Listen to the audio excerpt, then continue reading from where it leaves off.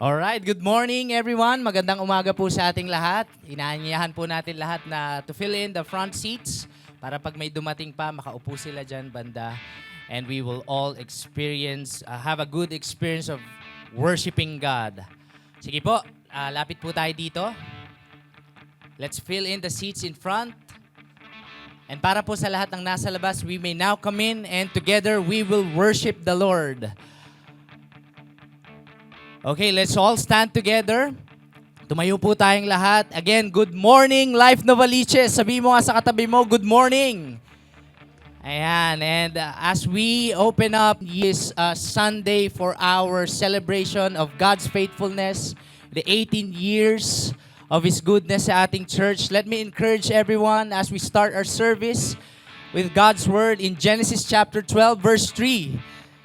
This is God declaring to Abraham, sabi niya, I will bless those who bless you, and him who dishonors you, I will curse. And in you all the families of the earth shall be blessed. Just as the Lord promised to bless Abraham and make him a blessing to the families of the earth, the same promise is available to us today. And so today, He invites us to come and receive His blessings.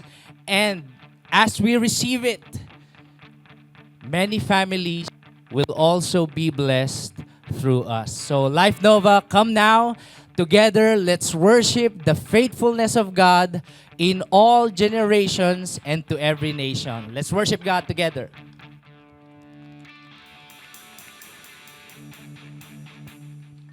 Come on, church.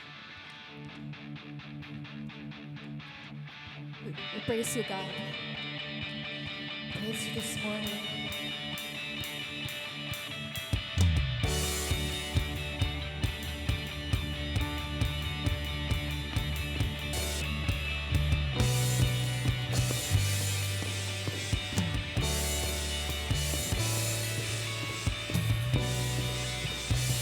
Come on, church.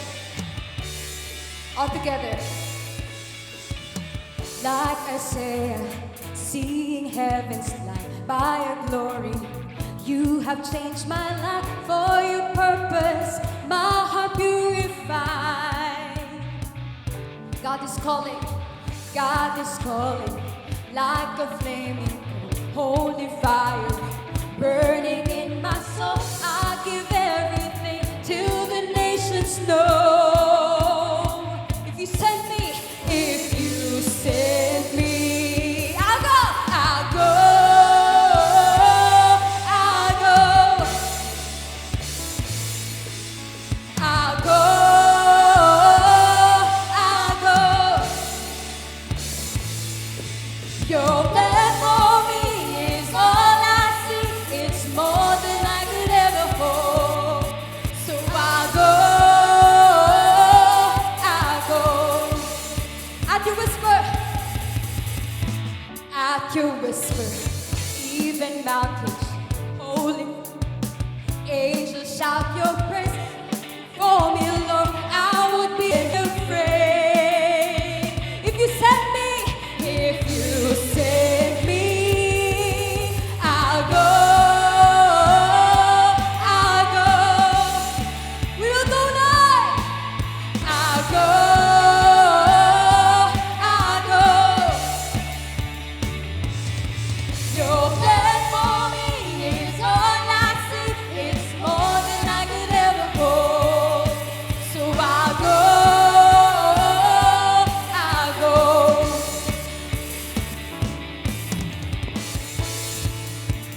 God is sending us, and we will never alone because He is with us. Come on, church. Your presence goes with me. You made a way. You did it before, God. You do it again. Pour out your fire. Send me a blaze. You did it before, God. You do it again. I need your power, boldness and grace. You did it before, God. You do it again. Make me your witness. I lift up your name. You did it before, God. You do it again. You do it again. We sing.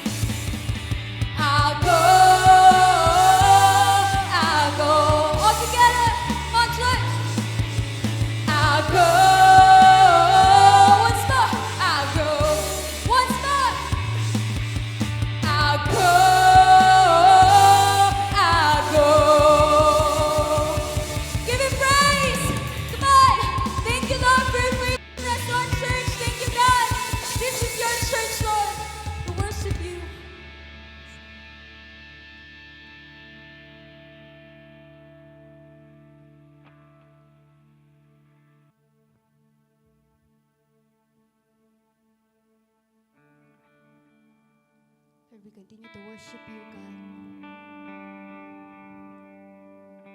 We will go. Will you send us? We will go, Panginoon. We'll go anywhere, Panginoon.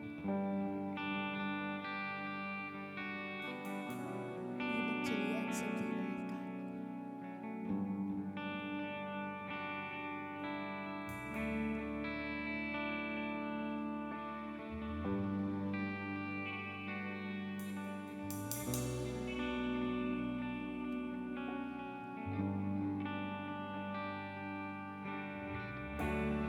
I will go anywhere that you call me. I will go anywhere with you. Fear has lost its hold. You go before me. I will go anywhere with you. I wanna see nations one by love. I wanna see Jesus lifted up. I wanna see the lowly find their worth. I wanna see heaven come to earth. I will go anywhere that you call me. I will go anywhere with you. Fear has lost its hold. You go before me. I will go anywhere with you. All heaven is under your command. Yet I have been placed into your plan. Leading me, you're leading me with your mighty hands. Jesus, Jesus, I'm yours until the end. I will go anywhere that you call me. I will go anywhere with you. Fear has lost its hold. Fear has lost its hold. You go before me. I will go anywhere with you. 'Cause you've already won the victory. You've already won the victory. So how could I feel when you're with me? You've already won the victory. So we will go. I will go anywhere with you. We will go. I will go anywhere with you. I will go anywhere with you. I will go anywhere with you. I will go anywhere that you call me. I will go anywhere with you. Fear has lost its hold. Fear has lost its hold. You go before me. I will go anywhere with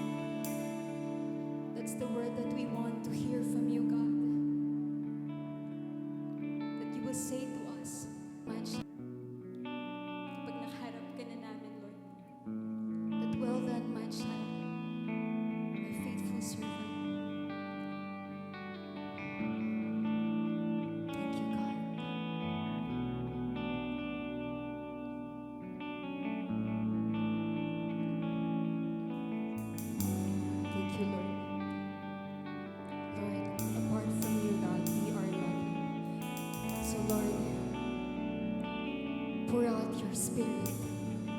Fill us up, oh God. We need you. We need you, Lord.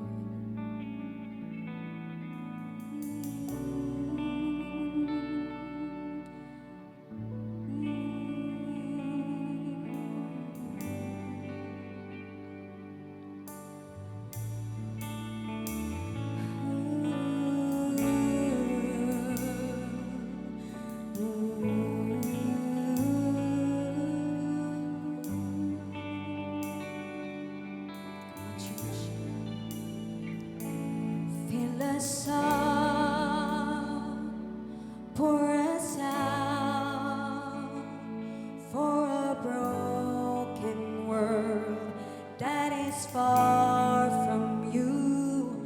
Fill us up, pour us out to be your hands and feet. Oh Lord, fill us up. Fill us up, pour us out for a broken world that is far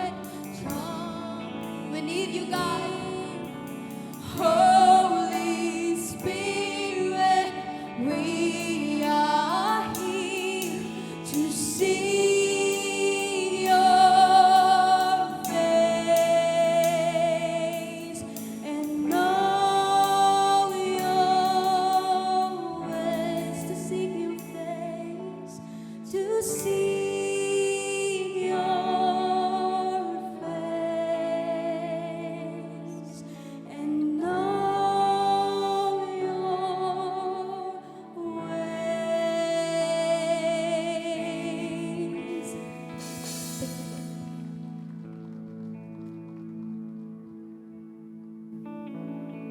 Let's pray. Lord Jesus, we thank you for today. This is your day, Lord. And Lord, we remember you in our time of worship that leads us to give thanks to the name that is above every name. The name that is above every circumstances, Lord, sa mga sitwasyon namin sa buhay. We just want to worship you right at this moment. We lift your name up. Lord God, we lift your name on high. Thank you for your goodness. Thank you for your faithfulness, Lord.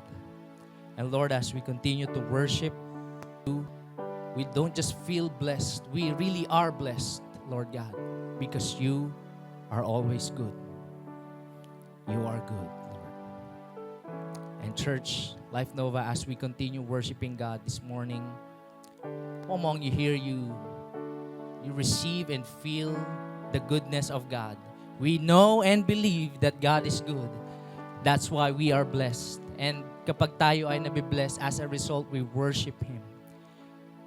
But you know, God also wants us to impart this experience, His goodness, to the next generation, to our little children. So if you're here, you brought your kids today, kasama niyo po yung mga anak niyo, we will pray for them. Kung ikaw naman ay merong katabing kid or child, yan, pwede nating ilay yung hands natin, and we will pray for these young ones. We are very passionate on our kids' church because Jesus Himself said, "Let the little children come to me and do not hinder them, for the kingdom of God belongs to such as these." Lord God, we thank you for every child here in Life Nova. We pray, Lord, that you open their hearts to listen and learn your ways. Lord, fill them with your Spirit and let their faith and love for you grow stronger every single day. Lord, pinagpipray din po namin ng aming mga parents and kids teachers as well as the leaders. Give them wisdom, joy, and patience, Lord God. And also fresh strength, Lord, as they guide the next generation. Finally, Lord, our prayer as one church, may our children grow up to be passionate worshipers of you all the days of their life. Thank you, Lord. This we pray in Jesus' name. Amen. Amen. Mga kids teachers, i-assist na po natin ating mga kids. And as they go to our kids' church, it is fitting for this moment na i-celebrate natin. What a joy it is to proclaim what God is doing in our midst through our different ministries. God is really moving sa ating church. And to give some updates, eto po, tuwing Sabado, nagsimula na ang ating youth space. Yan, ang ating youth space sa ating Life Nova Center. Here, we gather all the young students. Tinutulungan natin silang lumago sa faith nila kay Jesus and maging passionate followers in terms of areas of their lives. So, in studies, in their campus, at sa everyday decision.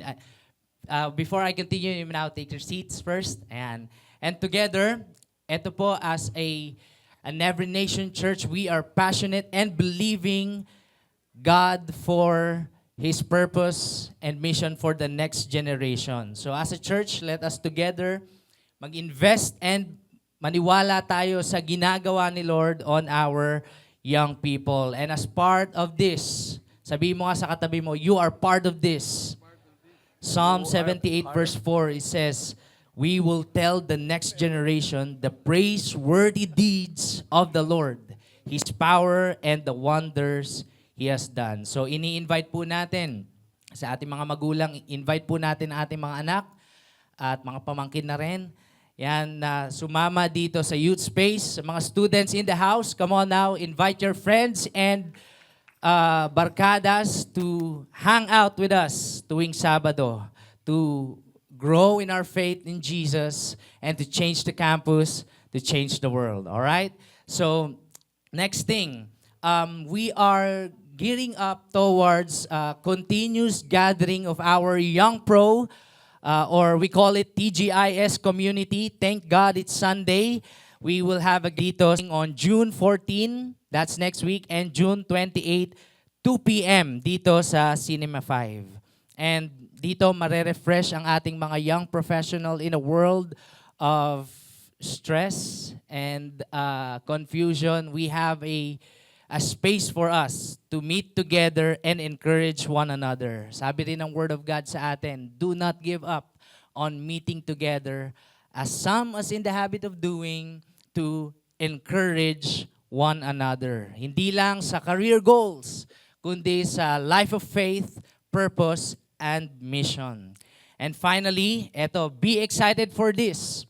Sa July 25, sabi mo nga, July 25, eto na, magkakaroon na tayo ulit ng ating Life Day, ang ating Empowered Life Retreat. And for those who, among us who are going through one-to-one discipleship, yan, mag-register na tayo sa ating discipleship booth sa entrance ng Cinema 5 at i-register nyo na yung sarili nyo kung kayo ay going through one-to-one. Siyempre, di ba, tapusin natin. Kaya humarap ka ngayon sa coach mo and sabi mo, tapusin na natin yung one-to-one. Tapusin, di ba? Alright, and yan, at para sa mga coaches, we encourage every coaches to continue doing one-to-one, knowing that there is a life day ahead that will become a moment of witnessing God's power of restoration and renewal. Grabe, sabi nga ng word, therefore, if anyone is in Christ, he is a new creation. The old has passed away. Yung passed away na old, the new has come. All right, so let's all stand. Let's grab a partner right now. Let's grab a partner right now, and we will pray for these three. In 5 minutes, let's pray for these three. Here are our prayer points for the three items or the three things that God is doing in our midst. Let's pray.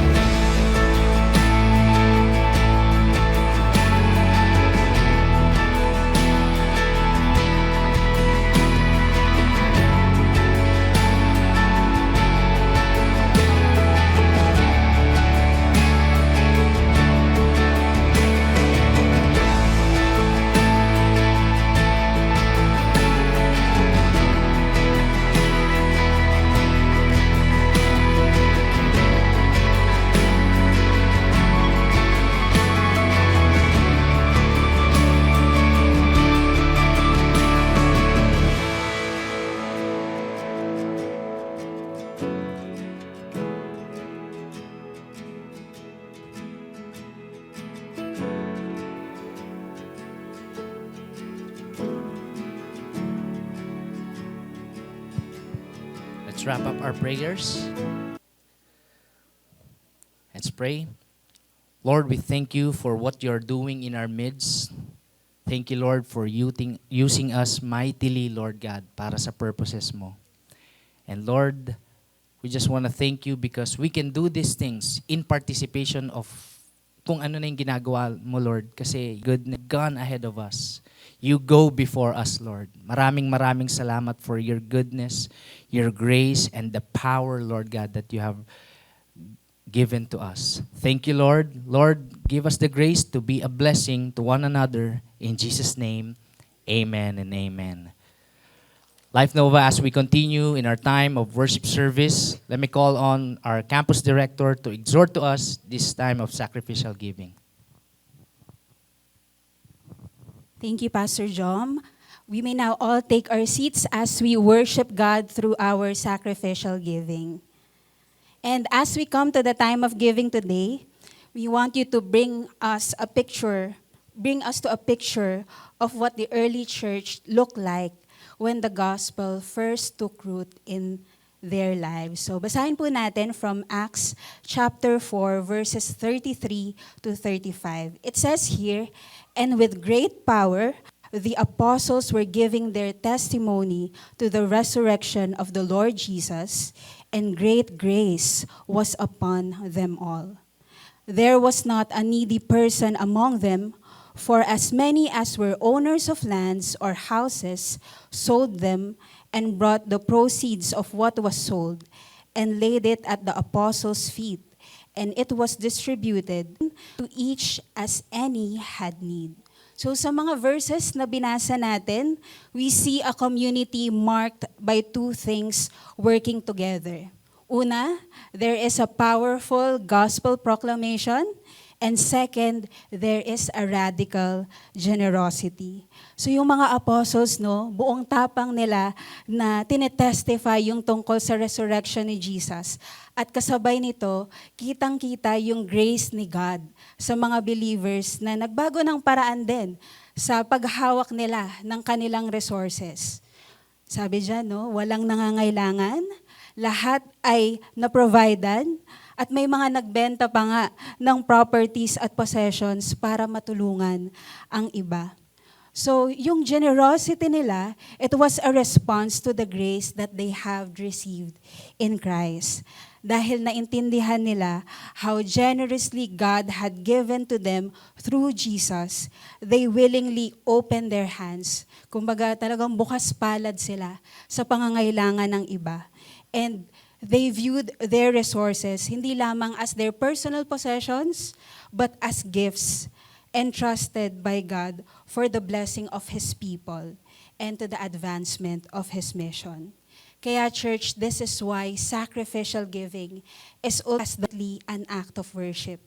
Na pag nakita natin si Jesus, what He has done for us, it changes what we do with what we have.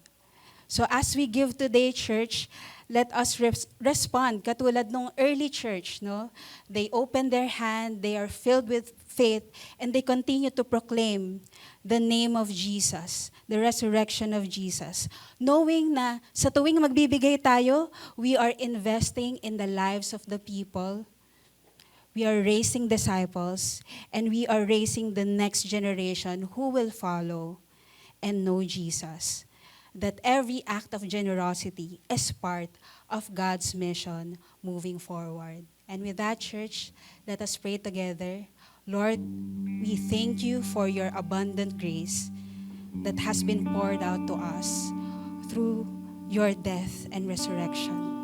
Thank you, Lord, na hindi mo winithhold sa amin yung maraming blessings mo, Panginoon.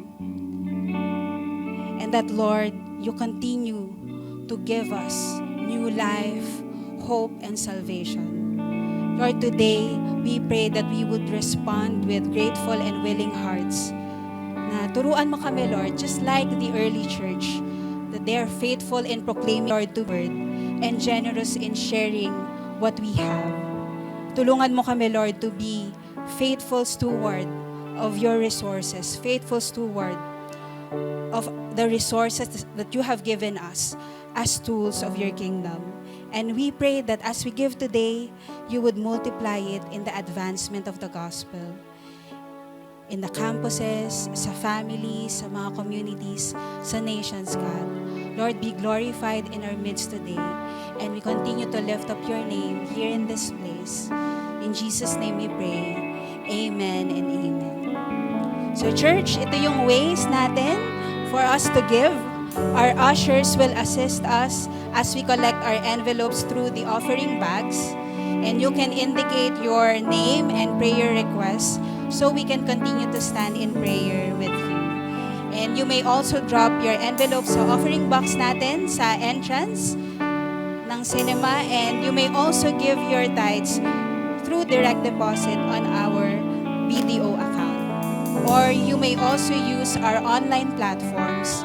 Just scan the QR code via your GCash or Maya app. So once again, we thank you, church, for your generosity, and we invite everyone to stand as we continue to worship God.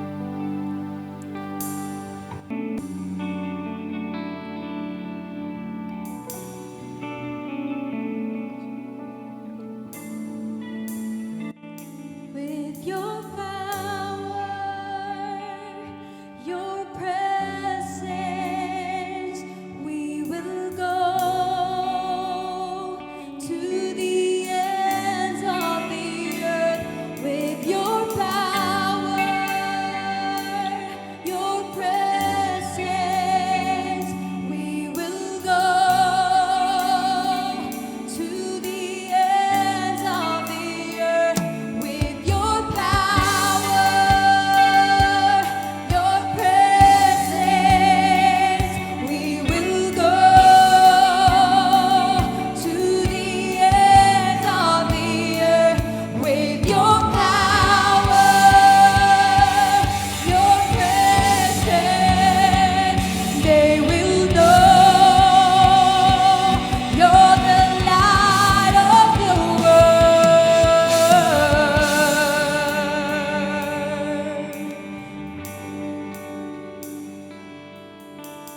Holy Spirit, draw me in. Holy Spirit, we are here to seek your face and know your ways. Holy Spirit, draw me in. Holy Spirit, we are here to seek your face and know your ways. To seek your face and know your ways. We give God praise. Come on. Thank you, Lord. Lord God, like what we're singing, may you pour out unto us, Lord, your Spirit. May you breathe life through your sa scripture mo, sa word mo na matatanggap namin ngayon, Lord. So that our hearts are renewed, our minds are renewed, and walk sa calling namin na pinrepare mo even before the foundations of this world. So Lord, marami pong salamat for your presence that is with us today. And thank you that you're preparing our hearts to receive your word. In Jesus' name we pray. Amen. Amen. Good morning, everyone. Welcome to Life Nova and Every Nation Church. We exist to love God and love people in order for us to make disciples. And on that note, bago tayo umupo, please go ahead and go out of your seats and meet someone na hindi mo pa masyadong kakilala. Go ahead and introduce yourself. And especially for those of you who are coming for the first time, we hope you make a new acquaintance today. And that acquaintance turns to friendship. Yan.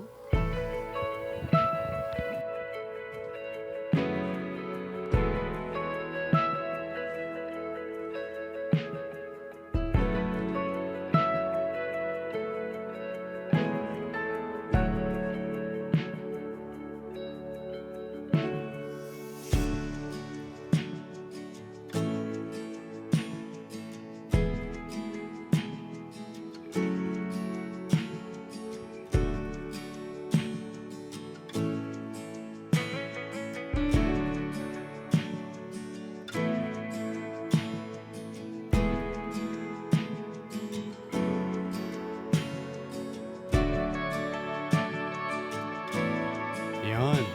Now we may now take our seats, and I hope we continue those conversations later on, even after our service. Yan. So batiin mo naman yung katabi mo, happy 18th year anniversary. Yon. Grabe. 18 years of God's faithfulness. So this Sunday is very special Sunday because this is the opening Sunday of our month-long anniversary celebration. Yon. 18 years of God's goodness. And it is my honor to introduce to you our preacher for today. Yan. Before going to ministry, itong preacher natin worked in multinational companies like Toyota. But most notably, he served as the head of the manufacturing department and professor at De La Salle University. And then, with a very good career ahead of him, brilliant guy ito kasi double degree pa siya. May manufacturing engineering, chemical engineering. Ilan sa may katabi parang mahilig mag-aral. Parang lang, no? Ito hindi talaga parang, talaga mahilig mag-aral tong preacher natin. But then he left that in order to pursue full-time campus ministry. So he served as a campus missionary for 4 to 5 years, and then God called him to further serve him as a pastor. He serves as one of the elders of Victory Metro Manila, and he is the president, Mr. President pala ito, no? Of Every Nation Leadership Institute and of the Every Nation Seminary. He is our professor of preaching sa seminary. Yun. And he also serves as my preaching coach. Kaya kung may reklamo kayo sa preaching ko, siya po yung may part of the kasalanan sa kanya. So Dr. Nixon Nang, personally to me, is more than just a professor, but a mentor. And sobrang gustong-gusto ko talaga, every time na nakikinig ako sa kanya, he is an eternal student of God's Word. Talagang the way he preaches, may kita mo talaga na mahal niya yung Word of God. And mahal na mahal niya rin si God, the Word of the Lord, and the Lord of the Word. And it is with it's great honor to introduce to you Pastor Nixon Nang. Yo. Thank you, Pastor Tim, for that generous introduction. Why don't we all stand, and we're going to be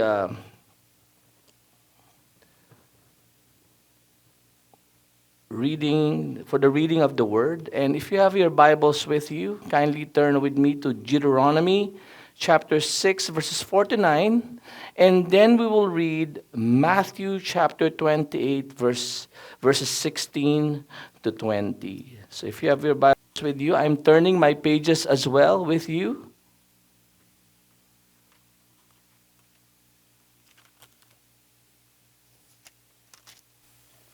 Deuteronomy chapter 6, verse 4 to 9. Hear, O Israel, the Lord our God, the Lord is one. You shall love the Lord your God with all your heart, with all your soul, and with all your mind. And these words that I command you today shall be on your heart. You shall teach them diligently to your children, and shall talk to them when you sit in your house, and when you walk by the way, when you lie down, and when you rise.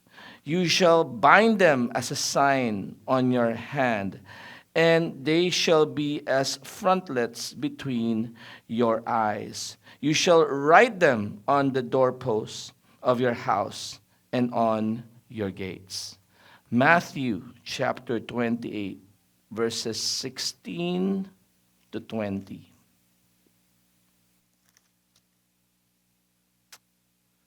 Now the 11 went to Galilee, to the mountain to which Jesus had directed them.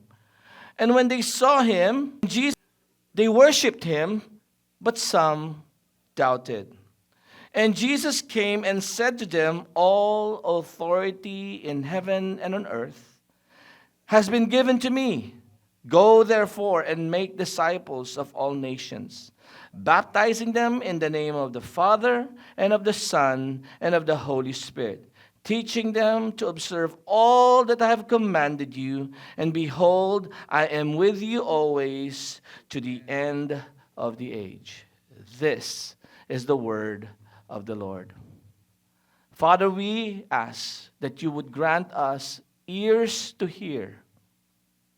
Hear, O you people, the word of the Lord, that we may receive it, and that grant that when your Holy Spirit is upon us, that grace and power may be given us to live this out in a way that brings honor and glory to your majestic name. In Jesus' name we pray. Amen and amen. Give the Lord a hand. Praise. Okay, you may now be seated. Let me start off by greeting you. A happy 18th year anniversary. Grabe. Parang debut lang. Baka may 18 roses pa tayo dito, no? Ibang klase naman, no? Really grateful to be invited. Pastor Tim, thank you for trusting me. Si Jinky nandun sa taas. Thank you for entrusting to me this pulpit to preach the Word of God. And it is my prayer that God indeed would speak through me to you as you move on from 18 years and beyond, no, to infinity and beyond. Ay mali, ano pala yun? Si Buzz Lightyear pala yun, no? And so, again, it is on behalf of Every Nation Philippines, our leadership team, led by, of course, Bishop Jure Mora. We just want to again extend our greetings to all of you, even for Victory Metro Manila, headed by Bishop Gilbert Foliente. So, again, it's great to be here. Tingnan mo nga katabi mo, mukha ka ba siyang excited na 18th year anniversary? Yan, parang hindi siya sure. Kasi madilim eh.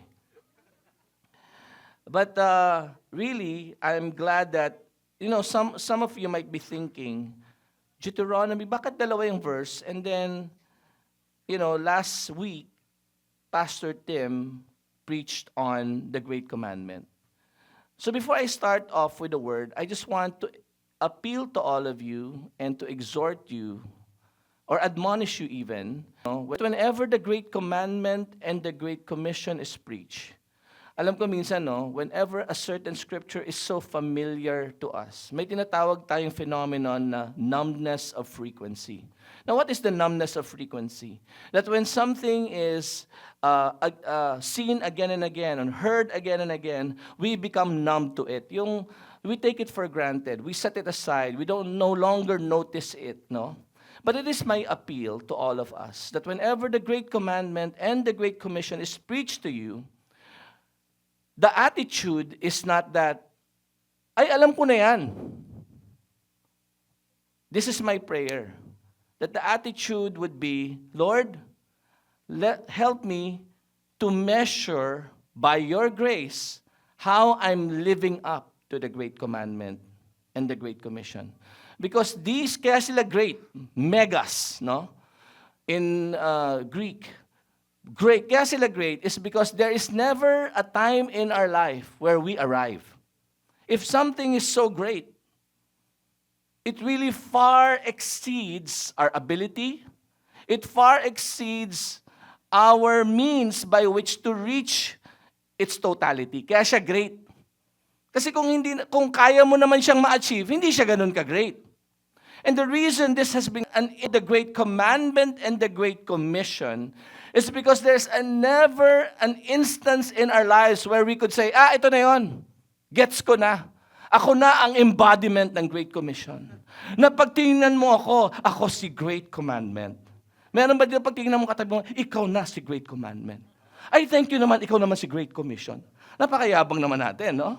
Pag nakita nating ako na to, ikaw na, pwede na akong kunin ni Lord, kumbaga.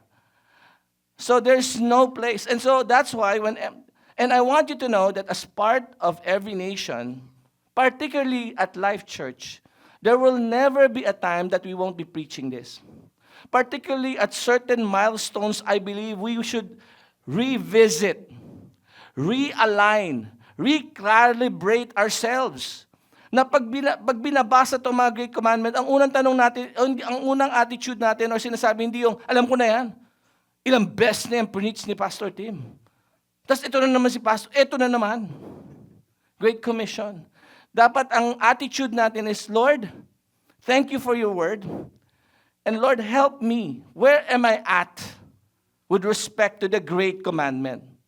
Kasi alam naman natin, how many of you know that when it comes to loving others and loving God, we fail in so many respects. Every single day, we see how far short we fall when it comes to loving God. Di ba? Yung mga iniisip pa lang natin eh. Kaya nga ayaw nating mayroong ditong screen. No? Pag may screen ng noon natin, siguro mahaba yung bangs natin. Para tayong mga Korean telenovela, no? Lagi may bangs. Bakit? Tatakpan mo yun eh. Di ba? Kasi we always fall short of loving God and loving the person next to you. Di ba? Lagi tayo nagfe-fail doon. And that's why whenever we see the Great Commandment, again, hindi yung, ay, alam ko na yan. Ito na naman si Pastor Tim. Hindi, ang attitude doon, Lord, where am I at with respect to the Great Commandment? In the same way, with the Great Commission. Hindi yung, ay, alam ko, make disciples na naman. Yes, the question is, are we indeed making disciples? Or is this just a slogan for us? Memorize ko lang siya, pero hindi ko naman siya ginagawa. And so again, it is my appeal that whenever we see this, the great co. Bakit co? Kasi commandment, co-mission. And the great commandment, ang ganda lang ng graphics, no? Talks about DNA, who we are, our identity. Value ba? It defines our value from within.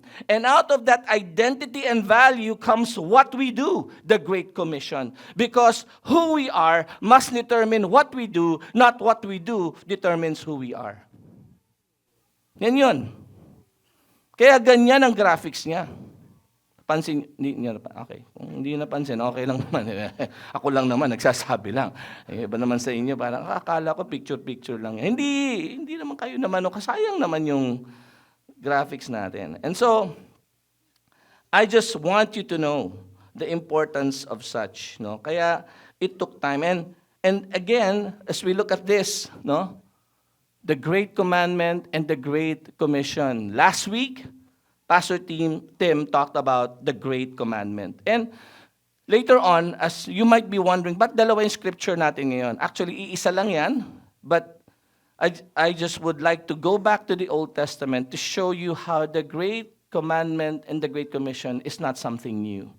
It's not something we find in the New Testament but never see in the Old Testament. In fact, because Jesus was coming from a Jewish mind, in fact, He is God. Then He wrote all of this from the old and expressed into the new. And so I will make a case for that as we move along. No? So, but ordering, I like how you subtitle this, ordering life around the what? Great Commandment and Great. Yung iba kasi sa atin, ordering our lives around my desires. Sino sa inyo marami kayong mga desires? Marami kayong gustong makamtan. Marami kayong mga gusto sa buhay ninyo. Wow. And minsan, pag nasa church kayo, pupunta kayo ng church kasi gusto nyo, Lord, gawin mo mga gusto ko sa buhay. Sana makamtan ko lahat ng gusto kong angkinin. Sino yung mga ganyan? Talagang purong kasopangan lang, no? Angkinin, no? Kasi we want to order our lives around ourselves. Our proposition as we celebrate 18 years of God's faithfulness. And even as we start the year with the mission of God. Sino sa inyo yung very first series natin, Mission of God, or yung pinaka-theme natin, Mission of God. Minsan may nagreklamo, puro mission naman dito sa Every Nation, dito sa Live Church, mission na lang ng mission. Gusto ko, me, about me, me. Dapat mission. Huwag lang puro me. Di ba? Kasi ganyan tayo sa church eh. I want about me. Pero pag Christian ka, about me, mission. Sino sa inyo? Hindi na me, pero me. Give me some scratch now. Me. Sean. Yan, dapat. Okay ba yan? Give me some scratch now. Drop the mic. Hawak ko ang beat. Yan lahat yon. Alright. So, medyo naparami tayo ng kape. Hindi ata kasya ang 30 minutes dito. Yan, tayo lang nakakaalam niyan. Okay. All right. Meanwhile, back in the spirit, nawala sa spirit eh. Kalokohan na naman pinag-uusapan natin. But, Great Commission, Great Commandment, Great Commission. And I want to go and say that, first of all, before I go and dive into the word, last na lang to, I want to congratulate, really, Life, Church Nova, Pastor Tim Jinky for leading it, and for, by the grace of God, for embodying the Great Commandment and the Great Commission. To really, and I know we still have a long ways to improve. Pero, as part of Every Nation Leadership Institute, I want to, of course, congratulate you for, in Every Nation Philippines, in Every Nation Leadership, in 20, you have sent our 20 people. Kasi sobra kayong committed sa Great Commandment and Great Commission. You are so committed. You have sent, from my records, this is me sharing to you how your commitment reflects in what you do. Kasi many people can say, committed kami dyan, pero reflected ba sa buhay nila? Hindi. Pero really, Pastor Tim, thank you for leading in such a way that through your leadership, you've shown na we're not just talking about these things, we want to be equipped to embody the Great Commandment and to do the Great Commission. 20. Isa sa mga, nyo yan, isa sa mga pinadala nyo dyan, of course. Sino tong gwapong to? Grabe, oh. Nakaputi kasi siya, kaya parang nag-float lang yung mukha, Puti kasi, hindi humumu yan. Si Pastor Tim po yan, okay? Pero parang Holy Ghost ang dating. Yan. Parang napaka-spiritual. Parang, whoa, floating. Oh, yan. So, Pastor Tim does not only send people, he sent himself. Diba? Pumunta siya. Ako, send ko yung sarili ko para ma-equip. So, from 2011, it was his first, diba? As a campus missionary. Pareho kaming campus missionary because, siyempre, diba? Young. Kami ang young. Alam mo, dito sa Every Nation, puro mga young ones tayo. Some of you are young ones. You were once young. And some of you are young ones. Depende sa paano pag-pronounce mo. Young ones, young ones. So, lahat young. How many of you believe that we are all young? Okay. Young ones, young ones. Okay? Ulitin natin. Young ones, young ones. Kailangan may ganun. Para alam natin kung ano sinasabi natin. Again, tuloy na natin to si Pastor Tim. Hindi ka na maiimbita dito sa tagal, no, ng introduction mo. And of course, Pastor Tim, along with the other leaders, I just want to honor also Pastor Henry over there and Cleo. Thank you for all of your labor. No, talagang the mother of Tim. Kaya di ba? Kasi nakita mo naman, parang lang yan, Eunice and Lois and then si Timothy. Yan. Kala mo, hindi ko alam yan, ha? Second Timothy. Kaya ka Tim Perwelo. Kasi nga, the faith has been, ang dami kong kwento. Tuloy na natin to. And of course, I would like also to honor the others, no? Yan. At tingnan mo naman yan, no? O yun naman, lalaki nila. Ayan. Yan ang mga, hindi ko pa pinapakita yung others kasi ito yung nagsuserve mismo sa Life Nova. But Life Nova has been sending others to different places. Like Dasma, Iloilo, Bataan, San Mateo. But it's all started here. So palakpakan natin si Lord sa heritage ninyo. At hindi nyo alam, yung katabi nyo, isesend yan. Tingnan mo yung katabi mo. Wala kang no choice. Wala kang no choice. So again, we praise God for 18 years of His faithfulness. And this is from my perspective as the one heading Every Nation Leadership Institute, seeing the faithfulness of God in your life and how you are being sent to do the work. With that said, ano yun? Parang, ano nangyari? Okay lang, may background music tayo para may musical scoring. Kasi ang palabas, di maganda pag walang musical scoring. Alright, okay. Are you ready for the word? Kakanta ka ba? Hindi. Kala ko merong musical na gitara habang. Okay. Now, the question is, with all of this, itong Great Commandment, tsaka itong Great Commission, this will always be a part of Life Church of an Every Nation Church. Hindi ito mawawala sa buhay natin.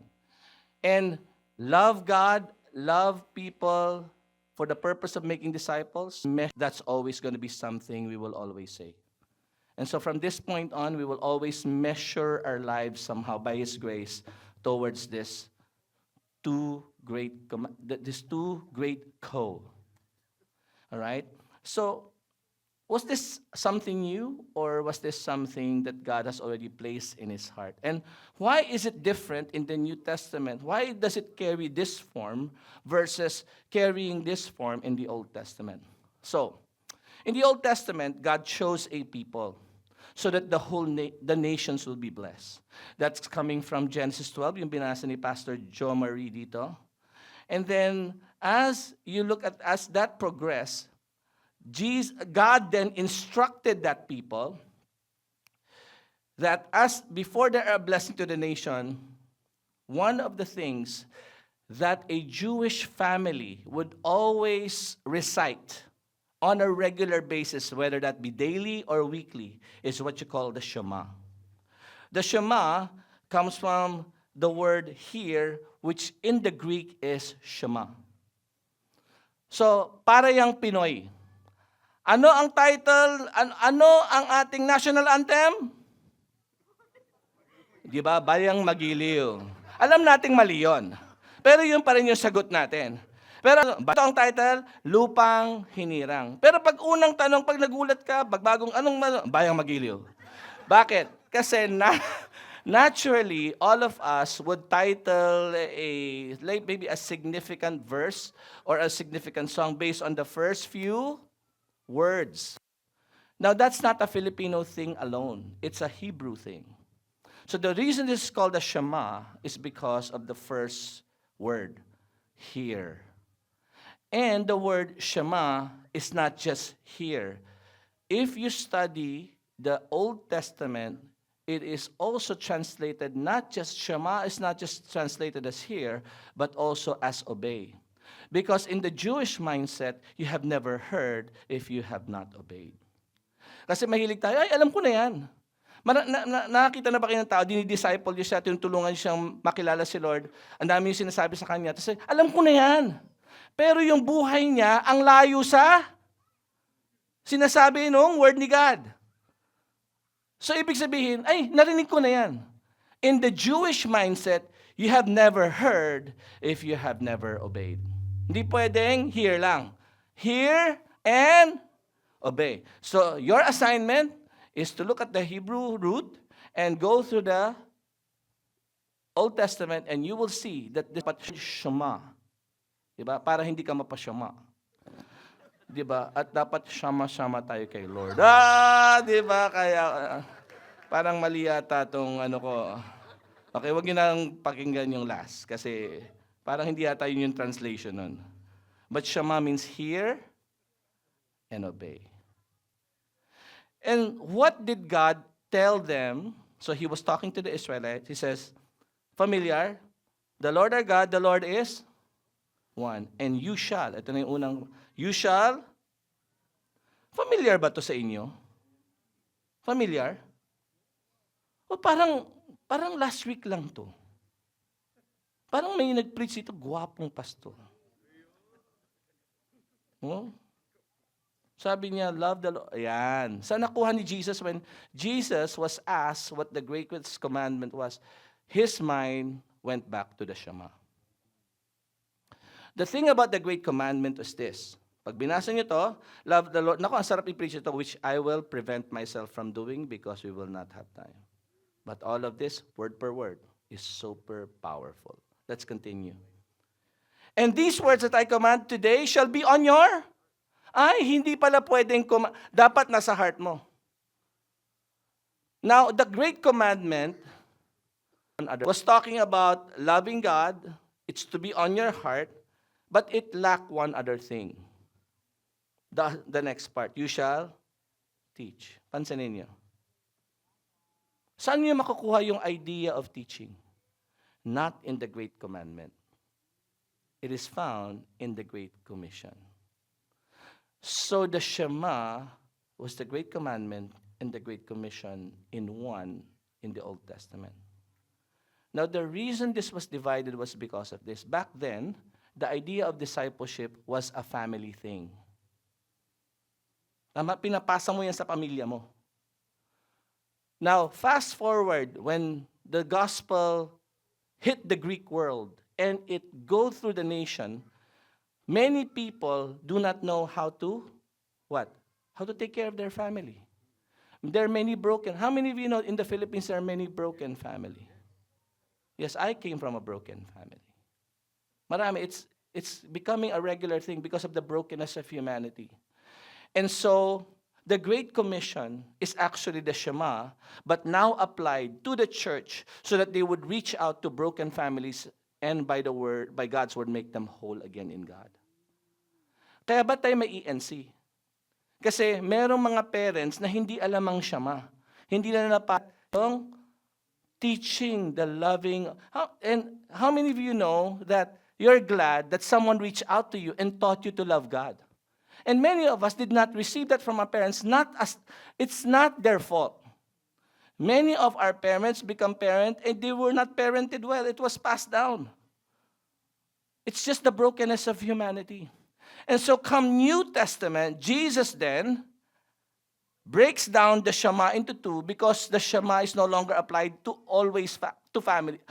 I hope as a family here now saved, you will apply the Shema in your life because that's the original design. That the Word of God is passed on as a heritage in the family. That you are not only to leave an inheritance of money, but actually of the love of God. That's the first, yan yung unang scripture on passing on an inheritance. It has nothing to do with materials. It has something to do with what? Your relationship with God. And as parents, before you can teach something, it must be in you. As a discipleship, before you can disciple someone, before you ask someone to follow Jesus, you must be a follower yourself. Shema ba yun? Di ba? Shema yun, di ba? So pag nabasa nyo na ngayon, ang Great Commandment and Matthew was a book to Jews, by the way. And so mapapansin mo the way Matthew is written was written with a Jewish mindset. And that's why when Jesus was mentioning this, the Jewish mindset automatically connected all of these things. Hindi tayo Hudyo eh. We did not grow in this environment. Therefore, we do not understand it the way they received it. And the reason I'm taking time to say this to all of you is so that all of you understand that when we read the Shema, it's actually the Old Testament informing the New Testament of what we should be doing with God and His Word and passing it on. Kaya nag-umpisa ako sa Shema because this one series that we have on the Great the Great Commandment and the Great Commission is encapsulated in one passage in the Old Testament. And that is the Shema. Okay ba yan? So para may historical understanding kayo. And that by studying the Shema, ang ganda nga na Shema eh. Sabi nga, teach them diligently. The word diligently means to pierce into. Pag nagtuturo ka pala, dapat in such a way that magpipierce siya, magmamark siya. I'm so tempted to preach this, no? Hindi dito yung main text natin. Wala pa tayo sa introduction. Hindi, joke lang. Meron na. Ito na akong lana yan. Okay. Tinakot yung iba. Pakilak yung mga doors guard, wala akong lalabas. Hanggang bukas tayo. Hindi, so you shall teach them diligently to your children. And papapansin mo, although we have the 4 E's, how many of you love the 4 E's? We have a process. But more than a process, discipleship has always been very organic. You shall talk to them when you sit, when you walk, when you lie down, when you rise. Kaya ang discipleship, hindi lang siya classes. Much of discipleship happens outside of the classes when you start talking to the people you do one-to-one with. After the one-to-one session nyo, the one-to-one session is part of discipleship, but, listen to this, after the one-to-one session, yung nagkakape lang kayo, nagkakwentuhan lang kayo about life, that's where discipleship happens. You teach and you talk. You don't just teach, One-to-one session is the teaching moment, but there is a talking moment. Teach and talk, teach and talk. Teach is one way. There's an authoritative body of knowledge that you're passing on. Tama? Talking is them asking question back and forth. In a preaching, this is a teaching moment, one way, and that is important. Diba? But there's also a talking moment where there's an exchange. Grabe, no? Siyama pa lang yan. Wala pa tayo sa main text natin na Great Commission. I have to continue or I'll be tempted to preach this. But I just want you to know that the series here is not something invented in the New Testament. It was Jesus going back to the Old Testament and giving us the Great Commission, the Great Commandment, and the Great Commission. Amen? Now, as I go and teach on, okay na to, hindi ko na, kasi pag nag-commentary ako dito, eto na naman tayo. You know? But just to say that, okay na. All right. So, I want to transition to the Great Commission kasi yun talaga yung totoo ngayon. From the Great Commandment to the Great Commission. But how many of you know that you see the connection in the Old Testament? And if I were you, I would study the Shema. Because it will make you a better discipler. First, it will talk about the love for God. And then it will talk about teaching that and piercing that into the hearts of others. Galing, no? Okay. Now, if you want a title to my message, so wala pa ako sa message ko. All of this are just me giving you a commentary of the series and our anniversary, embodying this. No? So yung iba sa inyo kinakabahan na, aalis ba tayo dito? Hindi. All right. Okay, and so, if you want a title to this message, and I want you to remember this hopefully, it's Love on the Go. Love on the Go. Now, why did we title it this way? Because as I was praying about what to share, I wanted a title that would help put together the Great Commandment and the Great Commission. Because it's just not enough to claim that you love God and love others. The question is, after God places that love in you, what do you do about it? And so the Great Commission is the expression of the Great Commandment. Okay? Kasi hindi pwedeng love. Sino sa inyo pag sinabi ka, I love you, tapos di ka naman pinapansin? Di ba? Mag-asawa kayo, di ba? I love you. Oh, alam ko, I love you with all of my heart. Good. Pakihugas nga yung plato. Di ba? Kasi may expression ang love. Hindi pwedeng walang expression ang love. And so the Great Commandment is what? That's what love is and what it should be. The question is, how do you express that love? You go. That's why it's literally on the go. This phrase, on the go, is actually an idiomatic expression which talks about active participation, active engagement, ready for action, and continuous movement. Dami, no? But that's all what it means. Pag on the go ka, pag sinabihan ka, alam mo, pare, baka on the go ka lagi. On the go means you're always moving around. There's always full of activity. But it's not just empty activity, it's activity driven by the Great Commandment. And so expressed in the Great Commission. And hopefully, after this message, this will stick to you. That inasmuch as we have been given the Great Commandment, it's not enough to stop with the Great Commandment. Because after the resurrection, Jesus says, okay, I've taught you how to love others and love God. Now, go. This should be love on the go. Diba? Love on the go. Okay ba yan? Para may konting action naman. Okay lang ba yung action? Parang ayaw niya. Diba? Love on the go. Are you ready? Sabi niya, kainang-kaina pa po, Pastor. Ang tagal mo na nagsasalita, ready na kami. With that said, let's go to our main text. Ano yung Deuteronomy? Main text din natin. Ang dami nating main text. Lahat main. Okay. Let's start with what it means for us to be love on the go. So in Matthew 28, verse 16, now the 11 disciples went to Galilee, to the mountain to which Jesus had directed them. And when they saw him, they what?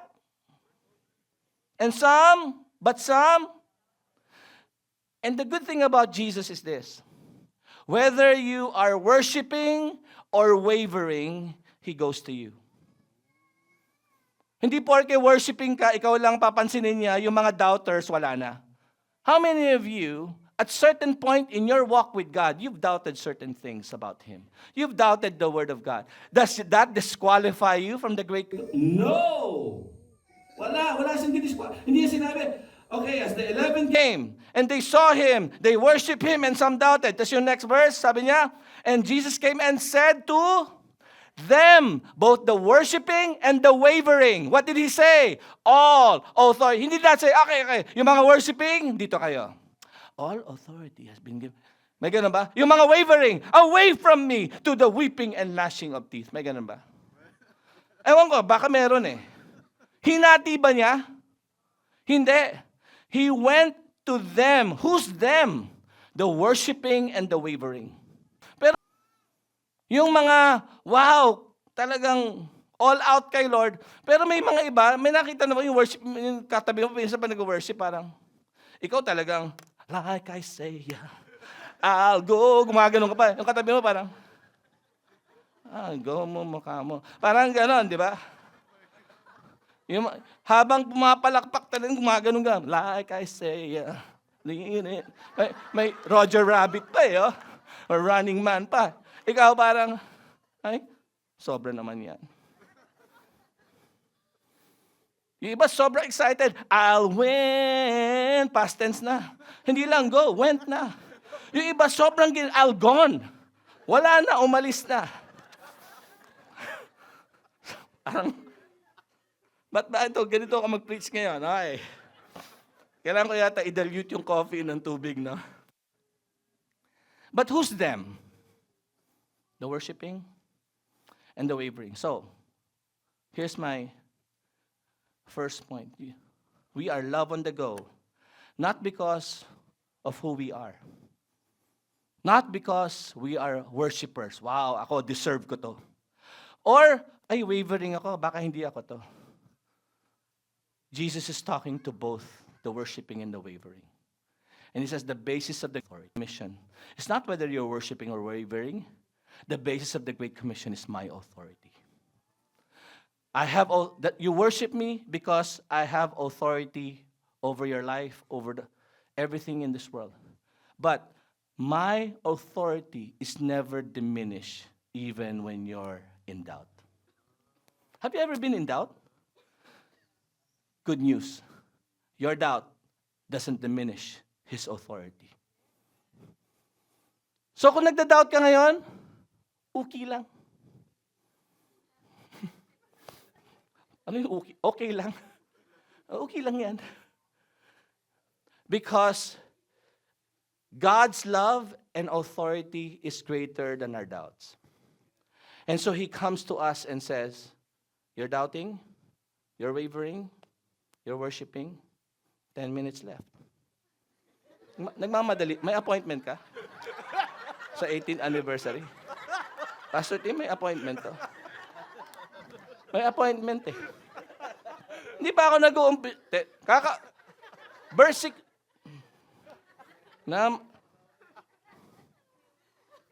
Nalungkot naman. Dito na nga. Mambilisan ko na.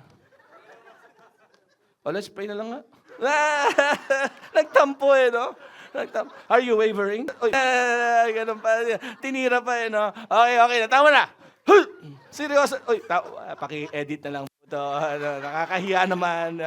Ako pa naman yung presidente raw ng seminary. Tapos ganito ako. Anyway.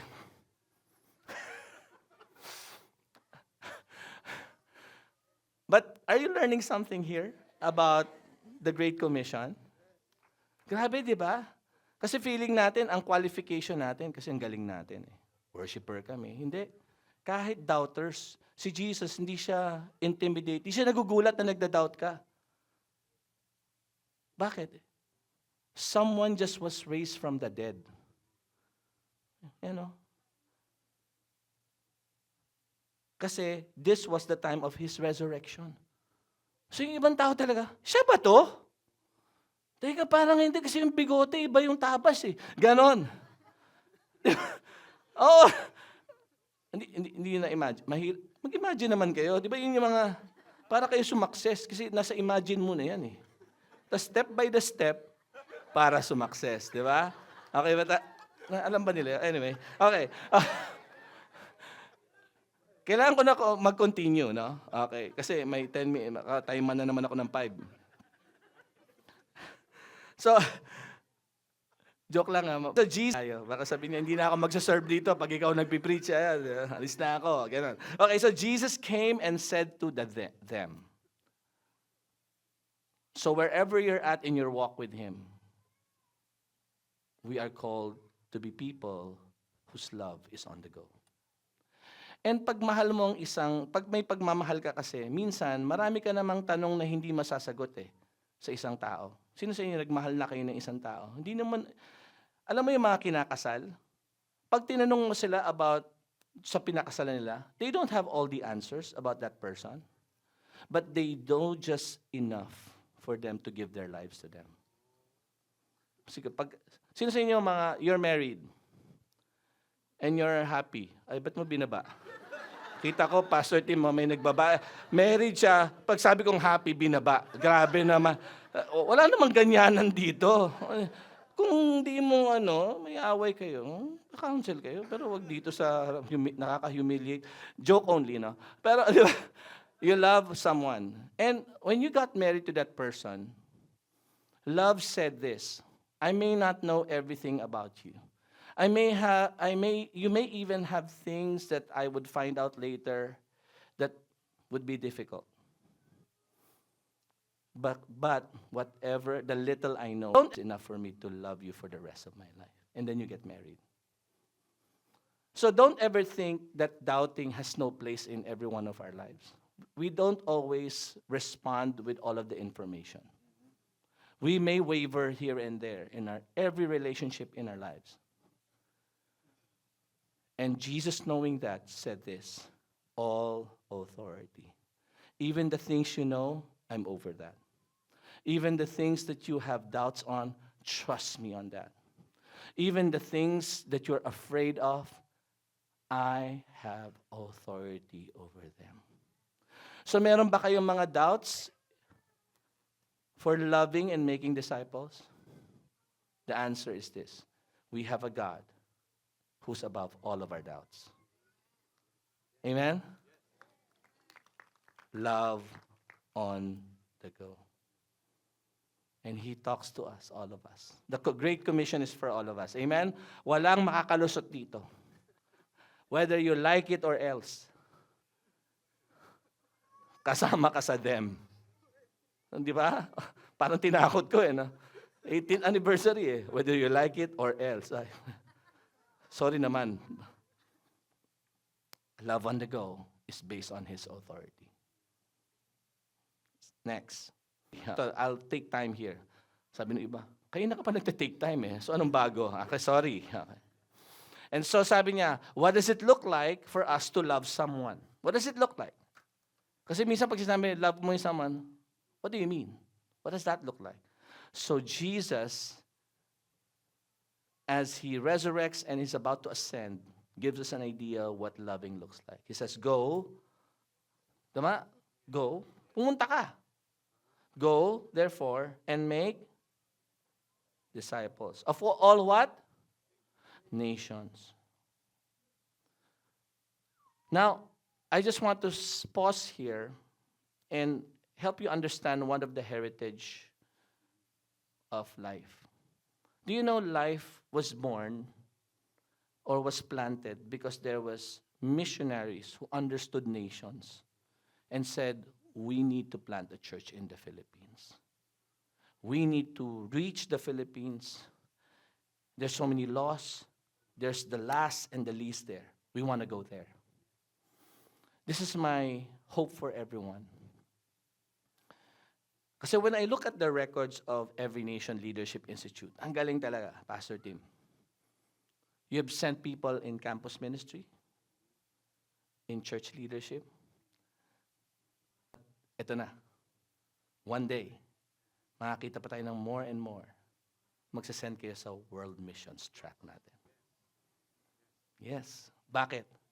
Because while this nation does need the gospel, it does not mean we don't look at other nations. It doesn't mean that God will not use us in other nations while He's using us in this nation. So, ang Great Commission is not one nation over the others. It's all the nation. Oh, ayan, oh. Hindi ho ako nagsabi niyan. Oh, diba? Kasi baka sabi niya, pastor nag nag-iimbento. Hindi, ano. Baka kasi medyo hindi nyo, baka hindi all eh. O, sensya na all eh. Pag sinabing all, Philippines is part of it. And so, minsan may nagsabi sa punta-punta kayo nation, daming problema sa Pilipinas. So pag hindi tayo pumunta ng ibang nation, masasolve lahat ng problema natin? Hindi. Baka nga magandang umalis ka kasi part ka ng problem eh. Baka pag umalis ka, mabawasan ang problema sa Pilipinas. Ang sakit. Parang, Pastor Tim, wag na imbitahin to. Kasi kung makasakit eh. Di ba? Di ba? Pero, joking aside, nakasama ata yung preaching ko dito, no, ng anniversary. Pero, ang sinasabi ko lang, lahat, did Jesus say all nations? See, when He said all nations, this is what it means. In fact, if you look at Acts 1:8, and you will receive power when the Holy Spirit comes upon you, and you will be a witness in what? Anong inuna niya?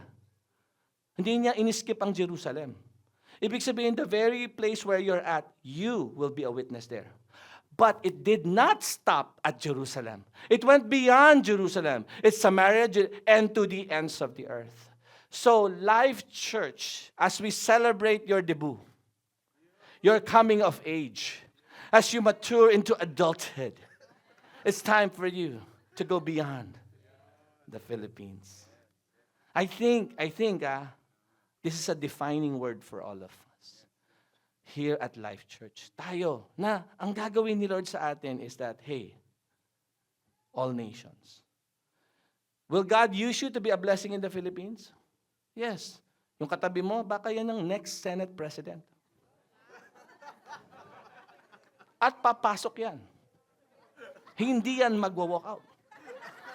Ay, bakit kayo tumatawa? Sinasabi ko lang naman kung anong klaseng Senate.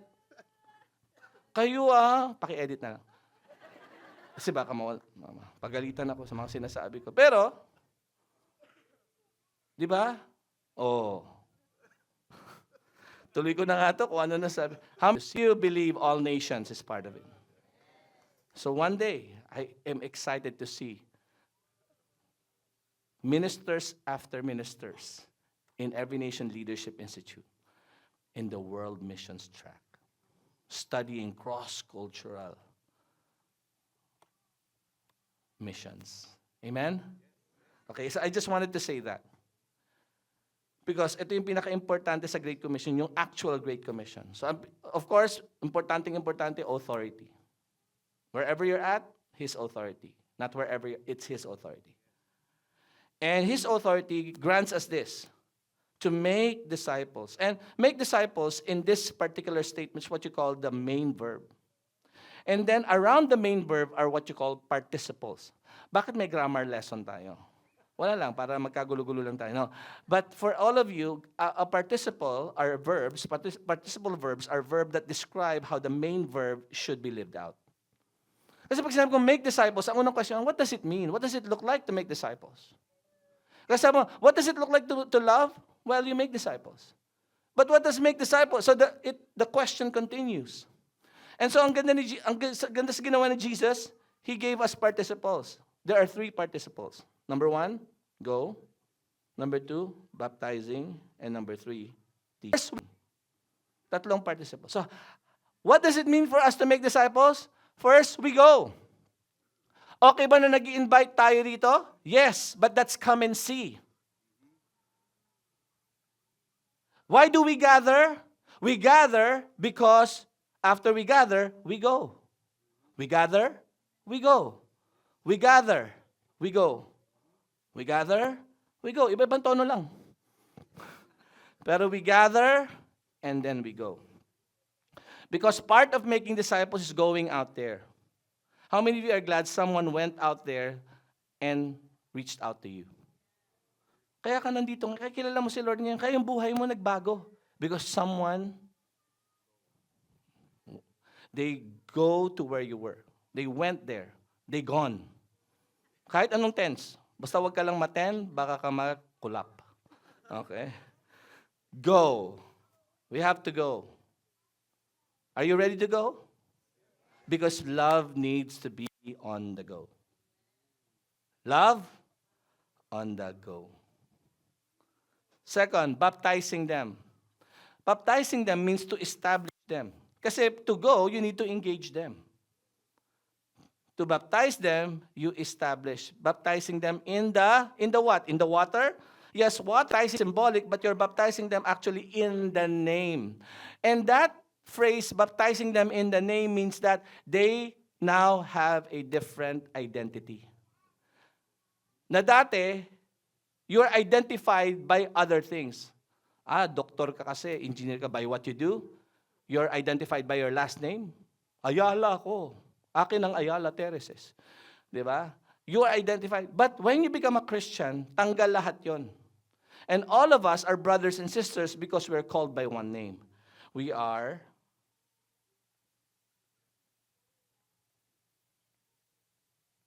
because we got out Christ, I am nothing.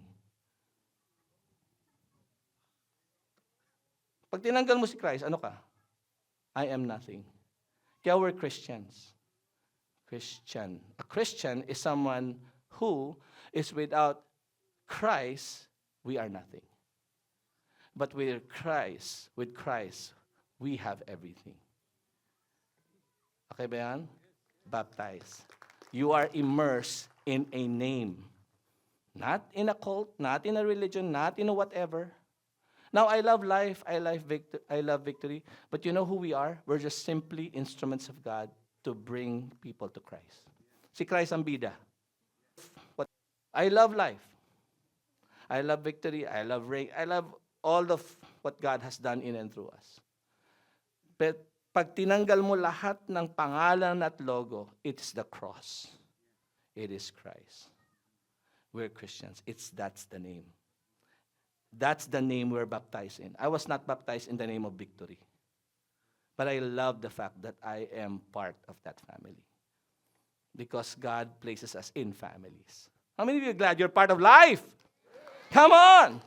Pinsan yung victory, ang reign, ang abay, lahat yan. Pero dito ka nilagay ni Lord. Parang hindi kayo sure. Nakaganon yung iba eh. Huh? Dito kayo naman, no? But what we have in common, that's why we invite Pastor Tim over. Because we're all of Christ. Yan ang common denominator nating lahat. That's where we have our greatest agreement. Si Christ. Kung hindi dahil, without Christ, I would have never been friends with him. Hindi ko siya makikilala. But because of Christ, I had the deep pleasure and privilege of co-living with him. It's only because of Christ. Without Christ, nothing. This would have been nothing. How many of you know that's true of our lives? Yung katabi mo, kaya mo kakilala yan at kasama yan. Minsan inis na inis ka pa nga eh. Pero tandaan nyo dahil sa Kanya, naging patient ka. Dati hindi ka patient eh. Nakasama mo yung katabi mo. Tines ka ng tines. Ngayon, patient ka na. Yung katabi mo, they are a gift. Yan. Ayaw niyo pa. Ba't parang, Pastor Tim, parang hindi nag-agree lahat sa akin. Yung iba dito, parang paalisin mo na yan, Pastor Tim. Yung gulo tayo. How many of you learning something about the Great Commission? It's love on the go. we go engage them. We go baptize them. And we go and teach them. Teaching is important. Not just teaching them to obey, but to observe. Whoa, wait. Pastor, di ba pareho ang observe tsaka ang obey? Well, obedience is subsumed under observance. Subsumed. Meaning observance is bigger in terms of this. The idea of observe is bigger than just simply obedience. This is the difference. Observance has to do with not just compliance, but conviction. Bakit? Maraming tao magaling mag-comply. Sino sa inyo may anak kayo? Punta tayo ng church. Opo, mama! Dadabog, pumunta na ng church. Heto na, sumama na nga eh. Parang utang na loob mo pa na sumama siya sa church. May mga ganun. Now, that person obeyed. But sobra ko madrama, di ba? But how many of you know, many types of obedience is simply compliance?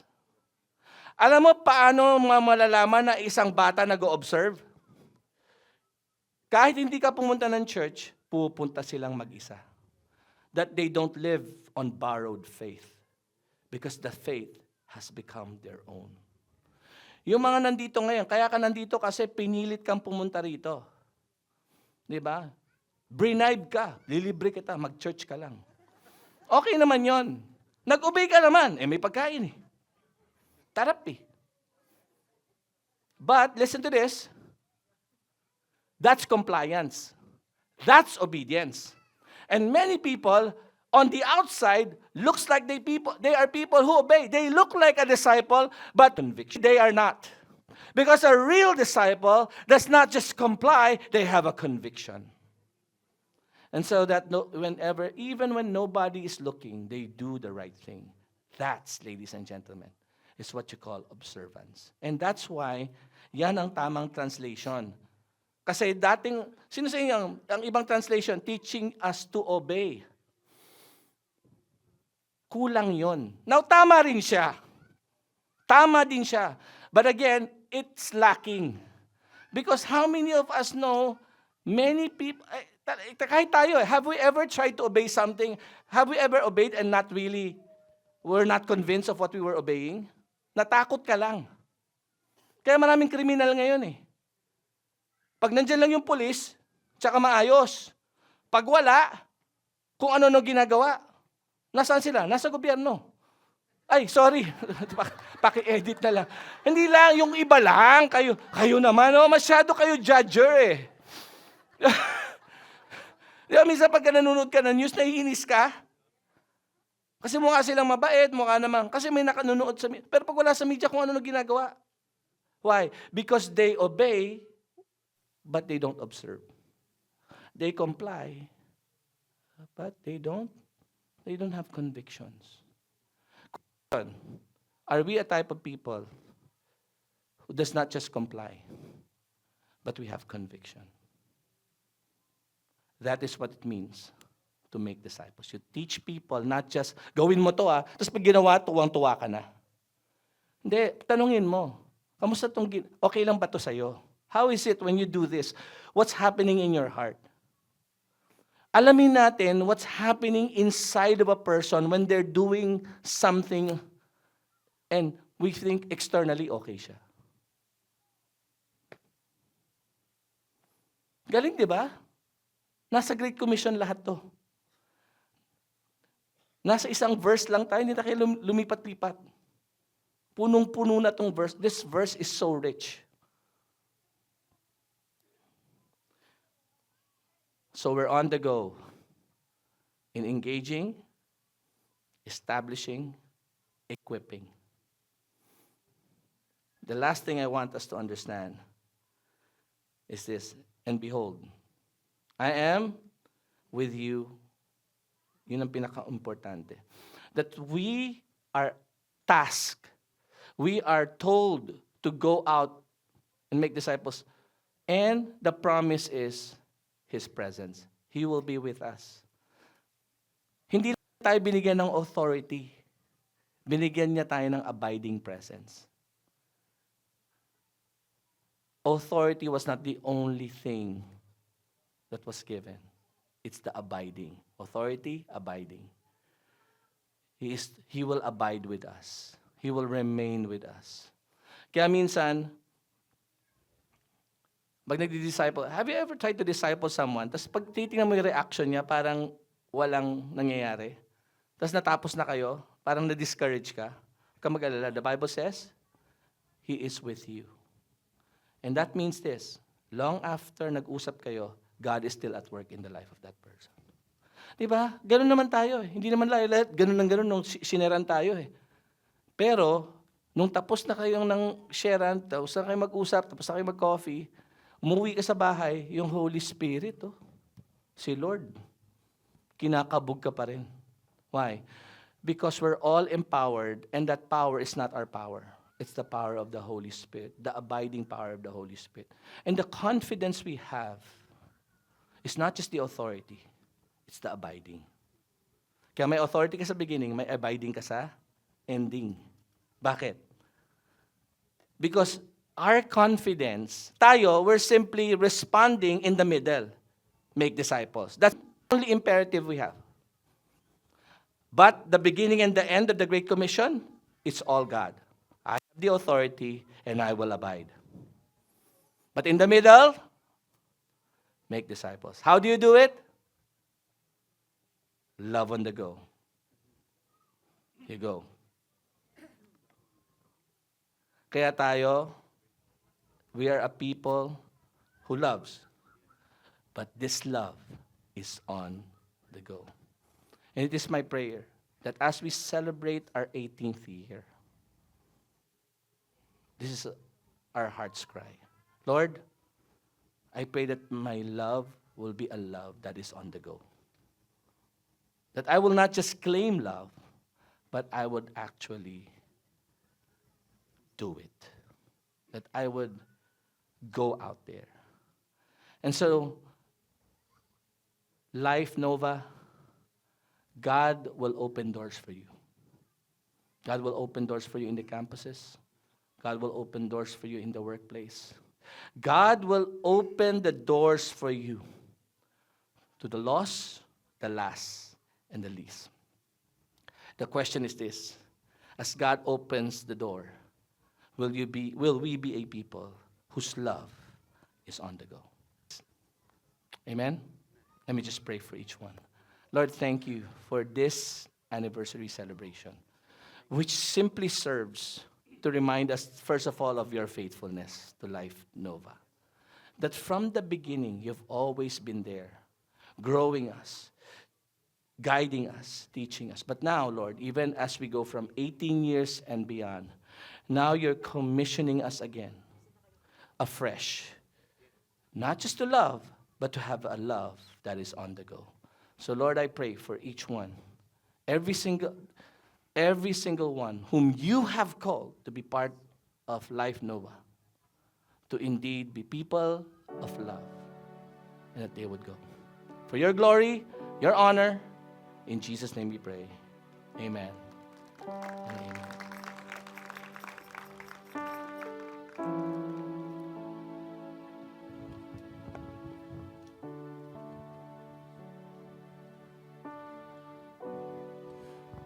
Pastor Nixon, thank you for the word. On behalf of Life Nova, di ba? Can we just give a hand of appreciation for how God used Pastor Nixon to speak to us? And we receive that. We receive that word together as one church family. Na as the Lord opens doors for us, we will respond by being always on the go. Wherever God calls us, saan man niya tayo tawagin. And you know, it's not in the future, Pastor Nixon. The Lord has already opened campuses and even nations to us. So our prayer is, today we respond in the right way. What more fitting way to respond than by celebrating the sacrament of communion? When you were going inside the church, may inabot yung usher sa atin na bread and wine. Can we take that out right now? In 1 Corinthians chapter 11, verses 23 to 26, for I received from the Lord what I also delivered to you, that the Lord Jesus on the night when he was betrayed took bread. He had given thanks, he broke it and said, "This is my body, which is for you. Do this in remembrance of me." In the same way also he took the cup after supper, saying, "This cup is the new covenant in my blood. Do this as often as you drink it in remembrance of me. For as often as you eat this bread and drink the cup, you proclaim the Lord's death until he comes." Communion tayo as a commemoration, as a remembrance. Remember, inaalala natin yung example na ginawa ni Jesus. Pastor Nixon, thank you for saying that, no, na what unites all of us is not yung name ng church natin, but the name above all names, Jesus. And today we're going to remember His supreme sacrifice. Walang pinagawa sa atin si Lord na hindi muna niya ginawa. And as we contemplate on the meaning of, on the word that we have just received, habang iniisip natin yan, let's look back to our Lord and Savior. How He obeyed, how He observed what the Father has commanded Him. We should do so as well. And we are being invited, as we celebrate this communion, sa participation. Ibig sabihin, hindi lang namatay si Jesus para sa atin, kasama niya tayong magsasacrifice. Kasama niya rin tayong namatay. And we would continue to die to ourselves and continue to sacrifice what we have in order to follow Him. This is also a recognition na kaisa natin, lahat Kristiyano sa buong mundo. All who call upon the name of Jesus. Bread. So with me, please lift up the bread and let's pray. Lord Jesus, marami pong salamat sa iyong katawan na inalay sa krus para sa kapatawaran ng aming mga kasalanan. Sa pagkain namin ito, Panginoon, sinasabi namin na walang ibang pangalan na sukat ikaligtas ng sangkatauhan kundi ang pangalan mo lamang, Panginoon Jesus. We put our faith in you, we trust you, not our works, not our obedience, but your supreme sacrifice, the grace you've demonstrated on the cross. The body of Christ broken for us. Let's partake of the bread together.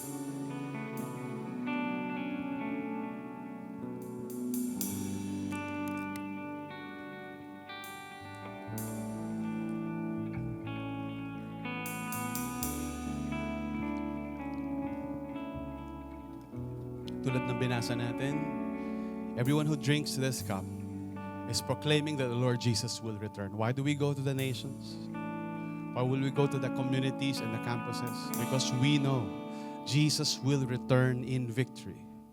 And He will consummate all the promises that He has given to us.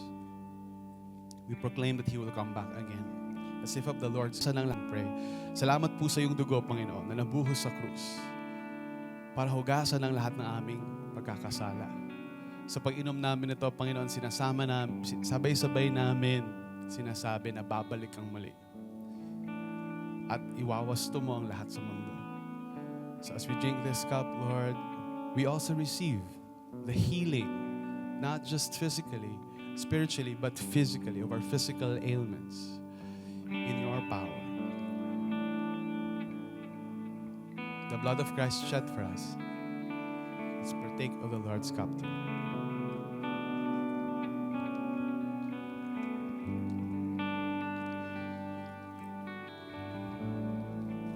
Perhaps some of us are wavering, but can we all worship together the name above every name, the name of Jesus?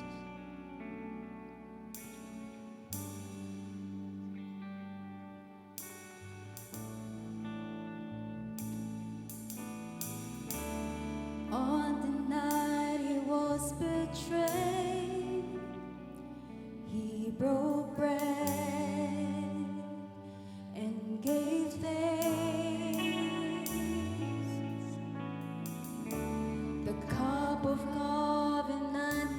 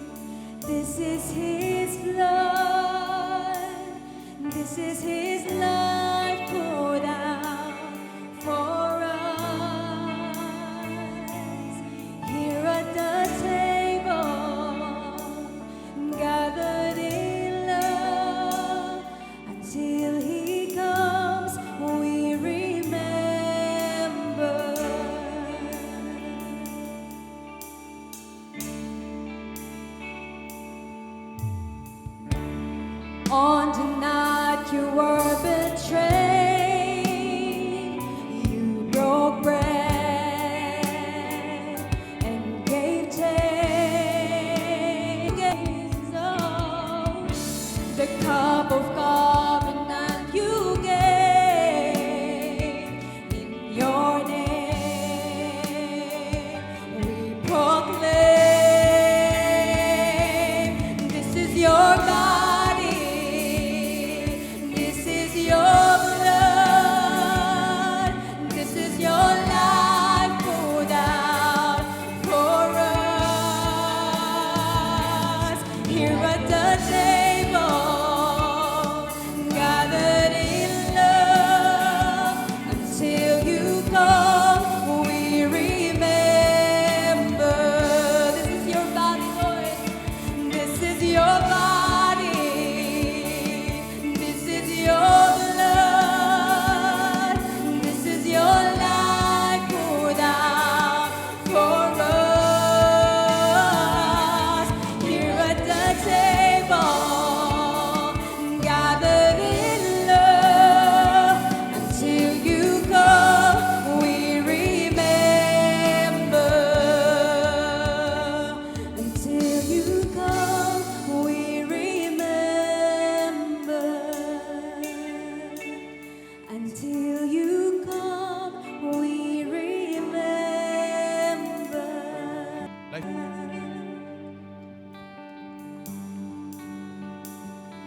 Life Nova, ilan po sa atin mamimiss natin yung mga sayaw ni Pastor, yung word na binreach siya sa atin. How many appreciate Pastor Nixon?